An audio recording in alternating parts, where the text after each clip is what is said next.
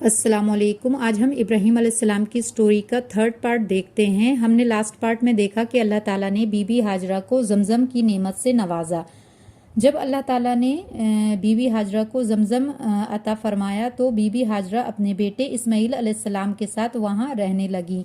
अब वहाँ से एक कबीला जिसका नाम जुरहम कबीला था, वो काफिला कहीं जा रहा था तो उन्होंने देखा कि कहीं दूर उन्हें फासले पर चिड़ियाँ उड़ती हुई नजर आईं। तो चिड़ियाँ जहाँ पे भी अगर ऊपर उड़ रही हैं तो इसका मतलब है कि कहीं पे आसपास पानी है या जिंदगी की कोई ऐसी चीज़ है जहाँ पे ये चिड़ियाँ जो हैं वो सर्वाइव कर रही हैं।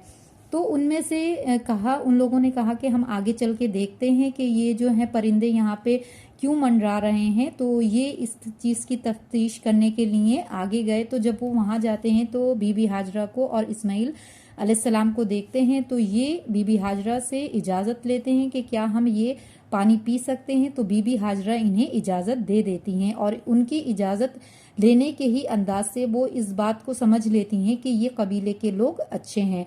क्योंकि अगर ये ख़राब लोग होते तो वहाँ पे बीबी हाजरा और इस्माईल अलैहिस्सलाम के अलावा कोई नहीं था, तो वो चाहते तो इनको मार के और वो इस पानी पे कब्जा कर सकते थे, लेकिन इन्होंने ऐसा नहीं किया बल्कि उन्होंने बीबी हाजरा से इजाज़त ली। तो वो उन्हें इजाज़त दे देती हैं, लेकिन वो कहती हैं कि आप इस पे कब्जा नहीं करेंगे, ये पानी जो है क्योंकि ये इनका बिलोंग नहीं करता है, यानी कि ये पानी के मालिक नहीं है। आप पी सकते हैं, इस्तेमाल कर सकते हैं, लेकिन आप इस पे कब्जा नहीं कर सकते। तो वो पानी पीते हैं और वो वहाँ पे आने जाने लगते हैं। इस तरीके से इनकी खाने पीने का, रिहाइश का भी अल्लाह ताला इंतज़ाम कर देता है जुरहम कबीले के साथ। और जुरहम कबीले के लोग जो हैं वो इस्माईल अलैहिस्सलाम की परवरिश और तरबियत भी करते हैं। इनको बहुत अच्छी ट्रेनिंग देते हैं, तीर अंदाजी की, शिकार की, घुड़सवारी की, हर चीज़ इन्हें सिखाते हैं। और तो जुरहम कबीला भी यहाँ पे सेट हो जाता है। तो अल्लाह ताला कुछ फ़ायदे इस कबीले से बीबी हाजरा को देते हैं और बीबी हाजरा से जो पानी के फ़ायदे थे वो जुरहम कबीले को देते हैं। और अल्लाह ताला इस तरीके से इस वीरान मैदान में ज़िंदगी का असबाब सबब पैदा कर देते हैं। इसके बाद इस्माईल अलैहिस्सलाम जो हैं वो बड़े होने लगते हैं वक्त के साथ, और जो इब्राहीम अलैहिस्सलाम है वो कभी कभार यहाँ मक्का में आते हैं। फिर जब ये इस्माईल अलैहिस्सलाम इतने बड़े हो जाते हैं कि टीन एज को पहुंच जाते हैं तो इब्राहीम अलैहिस्सलाम को एक ख्वाब में कुर्बानी दिखाई देती है, यानी कि वो ख्वाब में देखते हैं कि वो अपने बेटे को ज़िबा कर रहे हैं। जब वो ये ख्वाब देखते हैं तो वो फ़िलिस्तीन से मक्का जाते हैं और वो इस बारे में अपने बेटे से डिस्कस करते हैं। कहते हैं कि ए बेटे, मैं इस तरीके से ख्वाब में देखता हूँ कि मैं तुम्हें ज़िबा कर रहा हूँ, तो तुम बताओ इस बारे में तुम्हारी क्या राय है। तो जब वो इनसे ये बात करते हैं तो उनके बेटे कहते हैं कि पापा, यानी कि अब्बा जान, आप जो हैं जैसा आपको हुक्म हुआ है आप वैसा ही करिए, आप इंशाल्लाह मुझे फर्मा बरदारों में से पाएंगे, यानी कि मैं भी इस चीज़ के लिए राज़ी हूँ। जब दोनों इस मशवरे से और आपस में बात करके, डिस्कस करके, यानी कि जब इस चीज़ को समझ लेते हैं तो वो क्या करते हैं कि वो उनकी कुर्बानी करते हैं। इब्राहीम अलैहिस्सलाम इस्माईल अलैहिस्सलाम को लेटा देते हैं, माथे के बल लेटा देते हैं और उनको ज़िबा करते हैं। जब वो ज़िबा करते हैं तो आता है कि अल्लाह ताला इनको ज़िबा नहीं होने देते, बल्कि अल्लाह ताला एक सफ़ेद मेंढा जिसके सींग होते हैं और सफ़ेद तरह का मेंढा वहाँ पे भेज देते हैं। और अल्लाह ताला कहते हैं कि ए इब्राहीम, तुमने अपने ख्वाब को सच कर दिखाया। यानी कि ये जो ख्वाब था, ये जो इनकी थी, ये एक आजमाइश थी, सिर्फ एक टेस्ट था और अल्लाह ताला ने सिर्फ इनका इम्तिहान लिया था इब्राहीम अलैहिस्सलाम का। और इब्राहीम अलैहिस्सलाम अपने इस इम्तिहान में कामयाब हो जाते हैं और अल्लाह ताला इस्माईल अलैहिस्सलाम की जगह एक मेंढा भेज देते हैं और फिर इस मेंढे को कुर्बान किया जाता है। इस वाक़े के बाद इब्राहीम अलैहिस्सलाम वापस फ़िलिस्तीन अपनी बीवी सारा के पास चले जाते हैं। फिर अल्लाह ताला इब्राहीम अलैहिस्सलाम के पास कुछ फ़रिश्तों को भेजते हैं और ये फ़रिश्ते आकर इब्राहीम अलैहिस्सलाम को सलाम करते हैं और इब्राहीम अलैहिस्सलाम भी सलाम का जवाब देकर इन फ़रिश्तों का वेलकम करते हैं और उनकी मेहमान नवाजी में एक बकरे का जो गोश्त है वो उन्हें भुना हुआ पेश करते हैं। लेकिन क्योंकि फरिश्तों को ना खाना खाने की ख्वाहिश होती है और ना वो खाना खाते हैं, तो इसलिए वो खाना नहीं खाते। उनका ये अमल देख के इब्राहीम अलैहिस्सलाम जो है थोड़ा खौफज़दा होते हैं وہ سوچتے ہیں کہ شاید یہ ہمیں کچھ نقصان دینے آئے ہیں. انہیں نہیں پتا ہوتا ہے کہ یہ فرشتے ہیں، کیونکہ وہ انسانی روپ میں آتے ہیں ان کے پاس.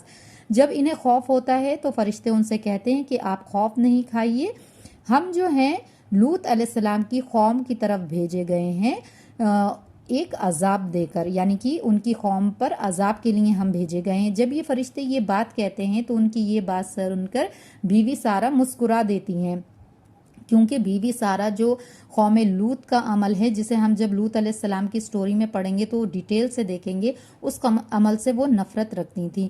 تو اس چیز پہ کہ ان کی قوم پہ عذاب آئے گا، اس سے انہیں خوشی ہوتی ہے. تو جب وہ مسکرا دیتی ہیں تو فرشتے جو ہیں انہیں خوشخبری دیتے ہیں اسحاق علیہ السلام کی. تو جب انہیں خوشخبری دیتے ہیں تو انہیں بہت تعجب ہوتا ہے بیوی سارہ کو. وہ کہتے ہی ہیں کہ مجھے اولاد کیسے ہوگی، میں تو بالکل بانجھ ہو گئی ہوں، اور میرا شوہر جو ہیں وہ بھی ایجڈ ہو گئے ہیں، بوڑھے ہو گئے ہیں، ہمیں کیسے اولاد ہوگی. بہت وہ زیادہ حیرت زدہ ہوتی ہیں. تو ان کے اس جواب پہ کہ میرے کیسے اولاد ہوگی، میں تو بانجھ ہوں اور میرے شوہر جو ہیں وہ بوڑھے ہیں، تو اس پہ فرشتے کہتے ہیں کہ کیا تم اللہ کی اس بات پہ تعجب کرتی ہو، اے اہل بیت، تم پر اللہ کی رحمتیں اور برکتیں نازل ہوں. تو اس طریقے سے انہیں ابراہیم علیہ السلام اور بیوی سارہ کو اسحاق علیہ السلام اور پھر ان کے بیٹے یعقوب علیہ السلام کی خوشخبری ساتھ ہی دے دی جاتی ہے. ساتھ میں آپ کو بتا دوں کہ یعقوب علیہ السلام کے بیٹے ہی یوسف علیہ السلام ہیں، اور یہ تینوں بہت بڑے انبیاء ہیں، اور ان کی سٹوریز کو بھی ہم آگے ڈیٹیل میں پڑھیں گے.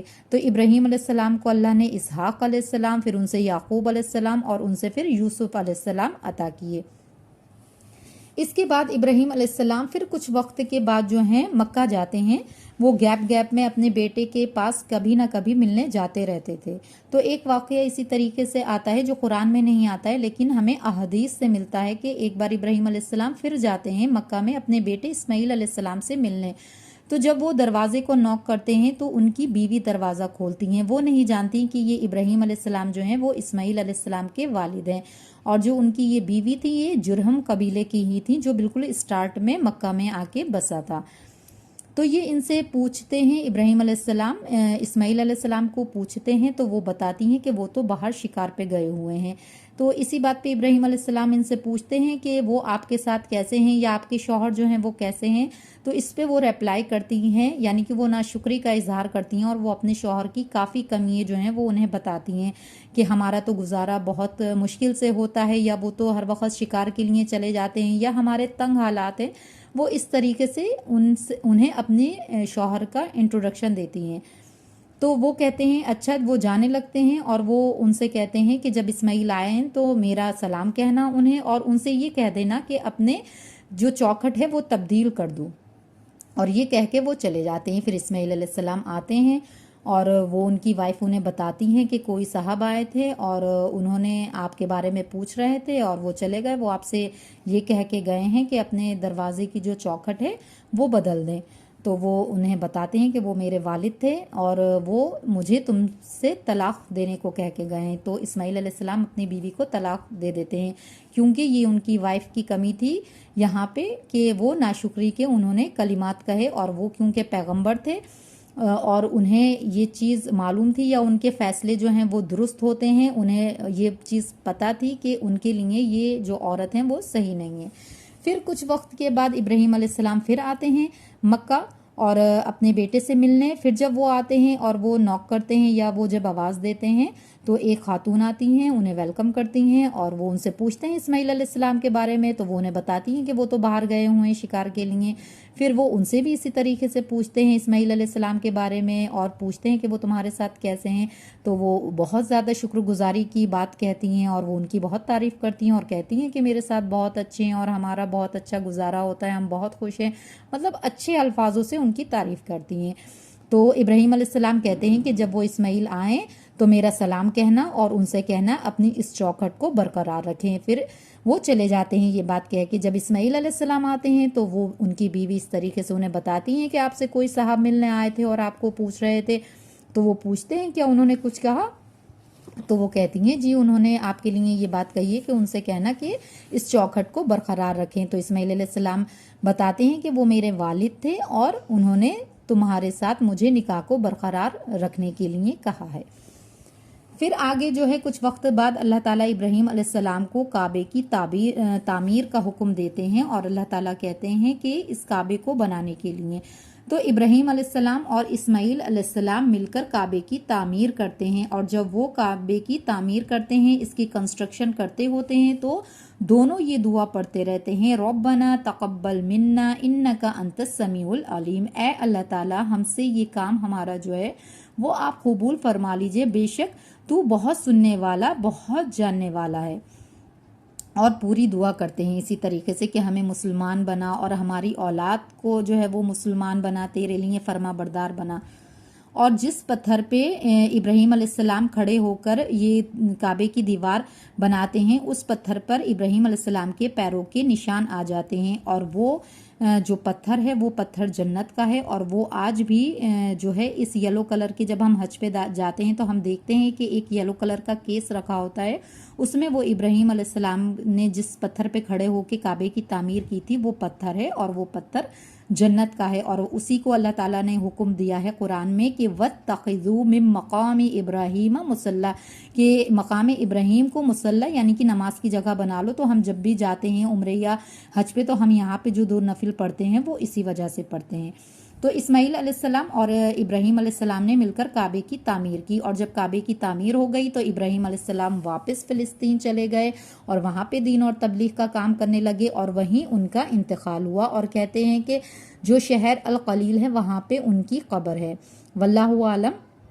لیکن ایسا ہمیں چیزیں جو ہیں وہ ملتی ہیں، حدیث سے تو نہیں ملتی ان کی یہ بات، لیکن ہمارے علم میں یہ چیز آتی ہے، اور لوگ کہتے ہیں کہ القلیل جگہ پہ ان کی قبر مبارک ہے، اور فلسطین میں ہے یہ جگہ۔ تو اب ہم یہ دیکھیں گے اس طریقے سے ابراہیم علیہ السلام کی جو پوری سٹوری ہے وہ مکمل ہوئی۔ اب ہم دیکھیں گے کہ اس میں ہمارے سیکھنے والی کیا چیزیں ہیں۔ ہم دیکھتے ہیں کہ آج ہماری سٹوری میں سیکھنے والی ہمارے لیے کیا باتیں ہیں۔ پہلے سیکھنے والی بات یہی ہے کہ اللہ تعالیٰ نے جس طریقے سے 2 لوگوں سے ایک دوسرے کو فائدہ پہنچایا اور زندگی کے اسباب بنائے، تو ہمیں بھی اسی طریقے سے سوسائٹی کو فائدہ پہنچانا ہے تاکہ زندگی آسان ہو۔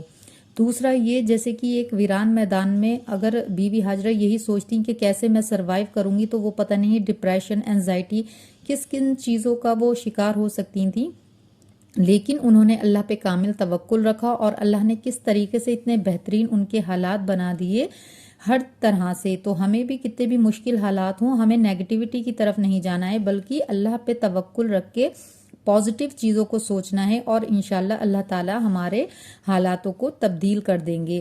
تیسرا یہ کہ بی بی ہاجرہ نے اس پانی کو بیچا نہیں تھا جرہم قبیلے کو، اور یہ روایت آج تک ہے کہ زمزم کا پانی کبھی نہیں بیچا جاتا ہے، اور یہ فری آف کاسٹ ہے ہر کسی کے لیے۔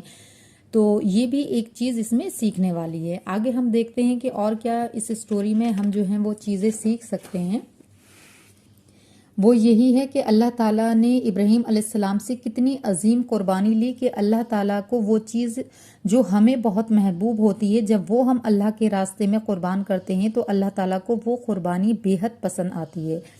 تو ہمیں بھی اللہ کے راستے میں اپنی بے حد پسندیدہ چیزوں کو قربان کر دینا ہے، چاہے وہ ہمارے بہترین شوق ہوں، جیسے کہ ہمیں کتنا بھی سجنے سورنے کا شوق ہو، لیکن اللہ نے ایک عورت کو یہ حکم دیا ہے کہ وہ اپنی خوبصورتی اپنے شوہر کے علاوہ یا اپنے محرم رشتوں کے علاوہ کسی پہ ظاہر نہ کرے، تو وہ اللہ کے خاطر اپنے اس شوق کو قربان کر دے کہ آئے۔ تیسرا اس میں ہمارے سیکھنے والی یہ چیز ہے کہ اس میں جب قربانی کا وہ خواب دیکھتے ہیں ابراہیم علیہ السلام، تو وہ کس طریقے سے اپنے بیٹے کے ساتھ اس بات خواب کے بارے میں ڈسکس کرتے ہیں، بات کرتے ہیں، انہیں بتاتے ہیں، ان کی بھی رائے جانتے ہیں، لیتے ہیں۔ تو اس میں یہ بہت بڑی ہماری سیکھنے والی چیز ہے کہ ہمارا اپنے بچوں سے تعلق کیسا ہونا چاہیے، ایز اے مدر ہمارا اپنے بچوں سے تعلق کیسا ہونا چاہیے، ایز اے فادر ہمارا تعلق کیسا ہونا چاہیے۔ ایسا نہیں ہم نے کوئی ڈیسیشن لے لیا ان کی پڑھائی کے بارے میں، ان کی شادی کے بارے میں، یا ان کی جابس، کسی بھی چیز کے بارے میں، اور ہم صرف اسے تھوپ دیں۔ یہ تو اللہ کا حکم تھا کہ انبیاؤں کے خواب بھی ایک وہی ہوتے ہیں، لیکن تب بھی انہوں نے اپنے بچے سے اس چیز کے بارے میں بات کری، اور ہم اتنے بڑے بڑے فیصلے اپنی اولاد کے بارے میں لے لیتے ہیں، اور ہم یہ سوچتے ہیں کہ یہ تو اس پہ چلیں گے ہی چلیں گے، ان کی مرضی ہاں نہ کا کیا تعلق۔ اگر ہم نے ڈیسیژن لے لیا ہے کہ ان کی شادی یہاں ہونا ہے تو یہیں ہونا ہے۔ یا یہاں جاب کرنا ہے، یہ پڑھائی کرنا ہے، یہ کورس کرنا ہے، تو انہیں یہی کرنا ہے، ان کی مرضی یا ان کی رائے جان کے کیا ہوگا؟ تو ایسا نہیں ہے، بلکہ ابراہیم علیہ السلام نے جس طریقے سے اپنے بچے سے بات کری، ہمیں بھی ویسے ہی اپنے بچوں سے بات کرنا ہے، ان کی رائے جاننا ہے، ان کی سوچ کو رکھنا ہے اور اپنی بات بھی انہیں بتانی ہے۔ اس کے بعد جو اس میں ابراہیم علیہ السلام کی جو مہمان نوازی ہے، اس میں ہمارے سیکھنے والی بہت چیزیں ہیں کہ مہمانوں کا بہت دل سے ویلکم کرنا چاہیے، ان کو سلام کے ساتھ ان کا ویلکم کرنا چاہیے، ہمارے گھر میں جو بہترین کھانا ہو وہ ان کے سامنے پیش کرنا چاہیے، ان کے کمفرٹ کا خیال رکھنا چاہیے۔ ان کی بیوی بھی ان کی مہمان نوازی کے لیے ساتھ ہی تھی۔ تو مرد اور عورت دونوں کا کام ہے کہ اگر ان کے گھر میں مہمان آئے تو وہ خوشی خوشی ان کا ویلکم کرے۔ تو اس میں ہمارے لیے مہمان نوازی والی سیکھنے والی بات ہے۔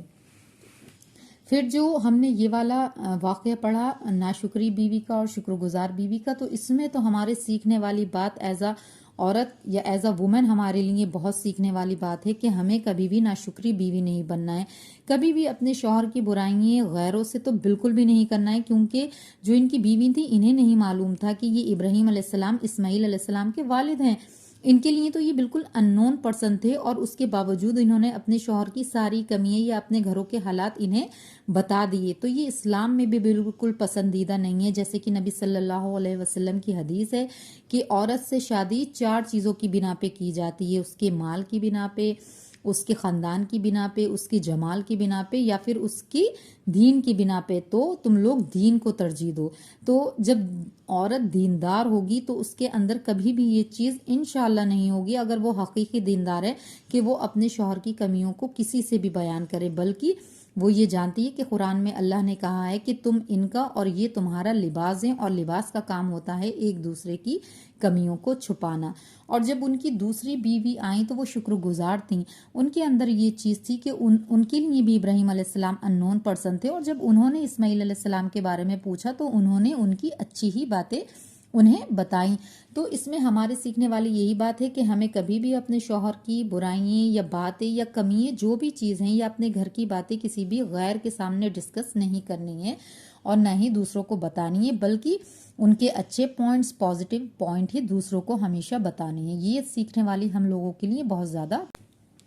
جو ابراہیم علیہ السلام اور اسماعیل علیہ السلام کا کعبہ بنانے کا واقعہ ہے، اس میں ہمارے سیکھنے والی یہ بات ہے کہ جب وہ کعبہ بنانے جیسا اتنا بڑا عظیم کام کر رہے تھے، تب بھی وہ اللہ سے یہی کہہ رہے تھے کہ اللہ تعالیٰ آپ ہم سے ہمارے اس کام کو قبول فرما لیجئے، بے شک آپ سننے والے جاننے والے ہیں۔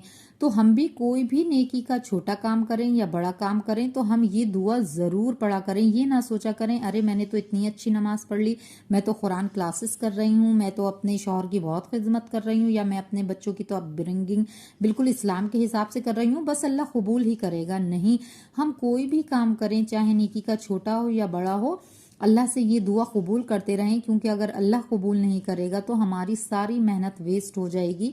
تو ہم ہر اچھا کام کرتے جائیں اور اللہ سے یہ دعا کرتے جائیں کہ اللہ تعالیٰ آپ ہم سے اس کو قبول فرما لیجئے، اور ہمیں، ہماری اولادوں کو، ہماری نسلوں کو فرما بردار بنا دیجئے آپ اپنا۔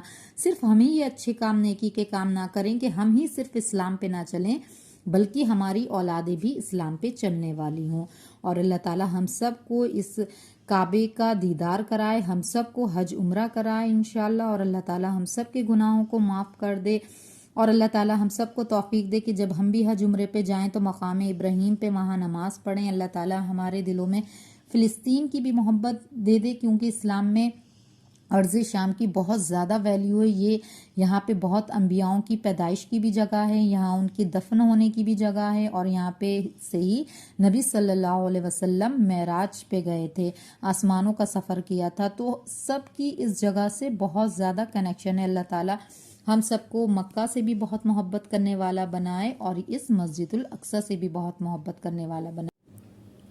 اس اسٹوری کو بتانے میں مجھ سے جو کمی کوتاہی ہو گئی ہو، ہمارے سننے سمجھ میں جو کمی کوتاہی ہو گئی ہو، اللہ تعالیٰ اس سے درگزر فرما لے، اور اس کو سیکھنے کی جو ہماری انٹینشن ہے کہ ہم اپنے انبیاؤں سے کنیکٹ ہو جائیں، ہم اپنے اللہ سے، اپنے دین سے کنیکٹ ہو جائیں، اللہ تعالیٰ اس نیت کو، اس انٹینشن کو قبول فرما لے۔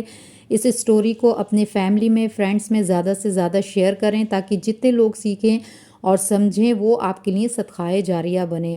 اس میں کوئی کمی جو آپ کو لگے کہ میں نے غلط بتا دیا ہے، کامنٹ باکس میں اس چیز کو ضرور بتانا تاکہ میں اپنی اصلاح کر لوں اور انشاءاللہ اسے پھر ریپیٹ نہ کروں۔ اور اس چینل کو سبسکرائب کریں اور اسے آگے زیادہ سے زیادہ اپنی بہنوں کے ساتھ، اپنی دوستوں کے ساتھ، اپنی فیملی ممبرز کے ساتھ ضرور شیئر کریں تاکہ ہم سب خیر میں اپنا حصہ ڈال سکیں۔ کل جب ہم اللہ کے پاس جائیں تو ہم ضرور کہہ سکیں کہ اللہ تعالیٰ ہم نے آپ کے دین کے خیر میں کچھ نہ کچھ حصہ ڈالا تھا۔ اللہ تعالیٰ ہم سب کو عمل کی توفیق دے، آمین ثم آمین۔